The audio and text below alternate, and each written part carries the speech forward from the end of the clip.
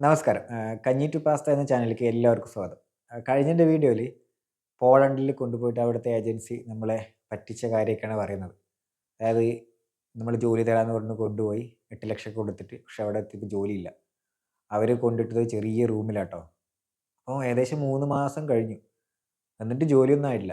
പിന്നെ ഞാൻ തന്നെ വിചാരിച്ചു നമുക്ക് സ്വന്തമായിട്ട് അന്വേഷിച്ച് പോയി എന്തെങ്കിലുമൊക്കെ കണ്ടെത്താമെന്ന്. എന്ത് ജോലിയായാലും ചെയ്യാമെന്നില്ല. കാരണം നാട്ടിൽ നിന്ന് 8,00,000 കടം വാങ്ങിയിട്ടാണ് വന്നിട്ടുള്ളത്. അതെങ്ങനെയെങ്കിലും തീർക്കണമല്ലോ. അപ്പോൾ എല്ലാ ദിവസവും ഒരു ആപ്പിളൊക്കെ കഴിച്ചിട്ട് പോകും. ഒരു ആപ്പിളും ഒരു കുപ്പി വെള്ളമായിരുന്നു വിശപ്പടക്കാനുള്ള ഒരു ദിവസത്തെ നമ്മുടെ ഫുഡ് എന്ന് പറഞ്ഞത്. അങ്ങനെ ഒരു ദിവസം ഇങ്ങനെ നടക്കുന്ന സമയത്ത് ഒരു കബാബ് ഷോപ്പ് കണ്ടു. അവിടെ കയറി ചോദിച്ചു. അങ്ങനെ പുള്ളിക്കാരൻ പറഞ്ഞു ഓക്കെ കയറിക്കോന്ന് പറഞ്ഞു. കാരണം നമ്മുടെ സങ്കടമൊക്കെ പറഞ്ഞപ്പോൾ പുള്ളിക്കാരൻ പറഞ്ഞു ഞാൻ സഹായിക്കാം ഇവിടെ നിന്നോന്ന് പറഞ്ഞു. അപ്പോൾ 60,000ക്കാണ് ഒരു മാസത്തെ സാലറി പറഞ്ഞത്. അത് വളരെ കുറവാണ്. പക്ഷെ തൽക്കാലം പിടിച്ചു നിൽക്കണ്ടേ. ഒന്നുമില്ലാതെ 3 മാസമായി. നാട്ടിൽ നിന്ന് പിന്നെയും കടമൊക്കെ വാങ്ങിയിട്ടാണ് ജീവിക്കുന്നത്. അങ്ങനെ എന്ത് ചെയ്തു, ആ ഷോപ്പിൽ കയറി. അപ്പോൾ പുള്ളിക്കാരൻ ഒരു പാകിസ്ഥാൻകാരനാട്ടോ. അപ്പോൾ ഭയങ്കര നല്ല സ്നേഹമുള്ളൊരു നല്ല മനുഷ്യനാട്ടോ. ഒരുപാട് ഡ്രസ്സ് എപ്പോഴും നമുക്ക് ഡ്രസ്സൊക്കെ തരും, ഫുഡ് തരും. ഒരുപാട് സഹായങ്ങൾ നമുക്ക് ചെയ്തുകൊണ്ടിരിക്കുകയാണ്. ഞാൻ വിചാരിച്ചു നല്ലൊരു മനുഷ്യനാണ്. അപ്പോൾ വീട്ടിലൊക്കെ വിളിച്ചു തരാൻ പറഞ്ഞു. ഭയങ്കര ഒരു അനുഗ്രഹം പോലെ. അപ്പോൾ അവിടെ നിൽക്കാനില്ല. അപ്പോൾ ഞാൻ ഓവർ ടൈം എടുക്കും. ഒന്നാമത് നമുക്ക് കടവും തീർക്കണം. പുള്ളിയുടെ ഒരു ഇത് കണ്ടപ്പോൾ നമുക്ക് ഭയങ്കര നല്ലൊരു മനുഷ്യനാന്ന് തോന്നി. അങ്ങനെ ഹാർഡ് വർക്ക് ചെയ്തു. ശനിയും ഞായറൊക്കെ ഓവർ ടൈം എടുത്ത് രാവിലെ 8 മണിക്കൊക്കെ പോയി രാത്രി 10 മണി 11 മണി സമയമൊക്കെ ആവും. അപ്പോൾ അങ്ങനെ ജോലി ചെയ്തു. പിന്നെ ഒരു മാസമായപ്പോൾ നമ്മൾ സാലറി ചോദിക്കുന്നത് ശമ്പളം ചോദിച്ചല്ലോ. അപ്പോൾ പുള്ളിക്കാരന് ഭയങ്കര മടി. എന്തൊക്കെയോ എക്സ്ക്യൂസ് പറയുന്നത്. പിന്നെയാണ് ലാസ്റ്റ് മനസ്സിലായത് പുള്ളി എന്നെ പറ്റിച്ചതാണ്, ചീറ്റ് ചെയ്തു എന്നുള്ളത്.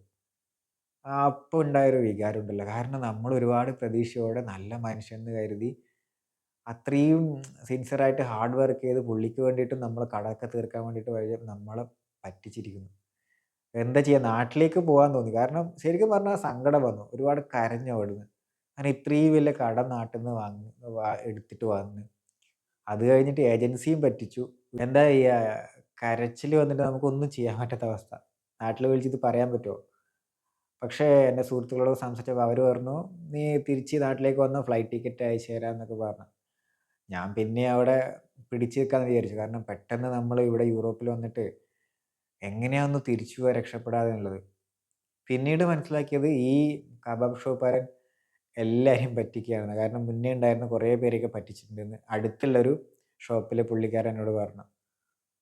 അപ്പം നമ്മളിങ്ങനെയാണ്. നമ്മള് ചിരിച്ചിട്ടൊക്കെ അല്ല നമ്മുടെ സങ്കടം കേട്ട് നമ്മള് ശരിക്കും നമ്മൾ തന്നെയാണ് അവർക്ക് ഇട്ടുകൊടുക്കുന്നത്. നമുക്ക് ഒരു പ്രശ്നം എന്താ പറയുക ഗതികേടാണെന്നൊക്കെ പറഞ്ഞ് നമ്മളെ കഥ പറഞ്ഞാല് മറ്റുള്ളവർ ശരിക്കും നമ്മളെ ചൂഷണം ചെയ്യുമെന്ന് മനസ്സിലായി. അങ്ങനെയൊന്നും ആരും പെട്ടുപോകരുത്. ഇപ്പോഴും ആ കബാബ് ഷോപ്പിനൊക്കെ അവിടെ ഉണ്ടോയെന്ന് അറിയില്ല കേട്ടോ. പോളണ്ടിലുള്ള മലയാളികൾ ശ്രദ്ധിക്കുക. അലി കബാബ് എന്നാണ് പുള്ളിയുടെ ഷോപ്പിൻ്റെ പേര്. അലി എന്നാണ് പേര്. പാകിസ്ഥാൻകാരനാണ്. പാകിസ്ഥാൻകാരൻ അതുകൊണ്ടല്ല കേട്ടോ. ഏതൊരു മനുഷ്യനായാലും നമുക്ക് അങ്ങനെയൊന്നുമില്ല. ഒരു എന്താ പറയുക ഇന്ന രാജ്യക്കാരൊന്നുമില്ല. പക്ഷേ ആ ഒരു രീതിയിൽ ഞാൻ വിചാരിച്ചു എന്താ പറയുക നമ്മൾ പാകിസ്ഥാൻകാരനായതുകൊണ്ട് നമ്മൾ ആദ്യം വിചാരിച്ചു ഓ ഇയാളൊക്കെ മോശമായിരിക്കുന്നു. പിന്നീട് ആ ഒരു മാസത്തെ സ്നേഹം കണ്ടപ്പോൾ ഞാൻ പിന്നെ മനസ്സിൽ നമ്മളത് തിരുത്തി. അതായത് പാകിസ്ഥാൻ അങ്ങനെയൊന്നും ഇല്ല. മനുഷ്യരെല്ലാവരും ഒരുപോലെയാണ്. അപ്പം ഇതിനർത്ഥം ഞാൻ പറയുന്നത് പാകിസ്ഥാൻകാരനായതുകൊണ്ടൊന്നല്ല ട്ടോ. മനുഷ്യൻ എവിടെയായാലും മോശം ആൾക്കാരും ഇപ്പം നല്ല ആൾക്കാരൊക്കെ ഉണ്ട്. പാകിസ്ഥാനിൽ വേറെയും ഒരുപാട് നല്ല ആൾക്കാരുണ്ട്. ഞാൻ പിന്നീട് കുറേ കാലം കഴിഞ്ഞപ്പോൾ കുറേ പേരെ പരിചയപ്പെട്ടിട്ടുണ്ടായിരുന്നു. അപ്പോൾ അവരൊക്കെ നല്ല ആൾക്കാരും ഉണ്ട്. അപ്പോൾ എനിക്ക് നിങ്ങളോടൊക്കെ പറയാനുള്ളത് ഇങ്ങനെയുള്ള ചതിക്കുഴികളിൽ നമ്മൾ പെടാതിരിക്കുക. നമ്മളെ പലതും കാട്ടിയിട്ട് നമ്മളെ ഒരു സ്നേഹം അല്ലെങ്കിൽ പല വസ്തുക്കൾ തരും, നമുക്ക് ഫുഡ് തരും. പക്ഷേ എല്ലാവരും ഒബ്സർവ് ചെയ്യണം മറ്റേ ആൾക്കാരെ. നമ്മളറിയാത്ത ആളാണെങ്കിൽ പെട്ടെന്ന്. ഇതൊക്കെ നമ്മുടെ ലൈഫിലുള്ള ഓരോ പാഠങ്ങളാണ്. നിങ്ങൾക്ക് ഇതുപോലൊന്നും വരാതിരിക്കട്ടെ എന്ന് ഞാൻ എന്താ പറയുക ആഗ്രഹിക്കുകയാണ്.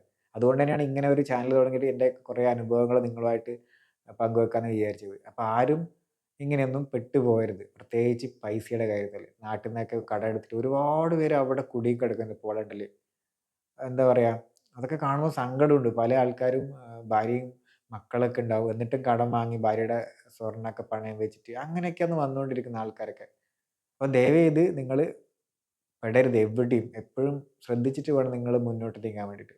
അപ്പോൾ ഇനിയും കൂടുതൽ എൻ്റെ അനുഭവങ്ങളൊക്കെ ഞാൻ പങ്കുവെക്കുന്നുണ്ട്. അപ്പം നിങ്ങൾക്ക് ഇഷ്ടപ്പെടുകയാണെങ്കിൽ സപ്പോർട്ട് ചെയ്യുക, കൂടെ നിൽക്കുക, സബ്സ്ക്രൈബ് ചെയ്യുക. Okay, thank you.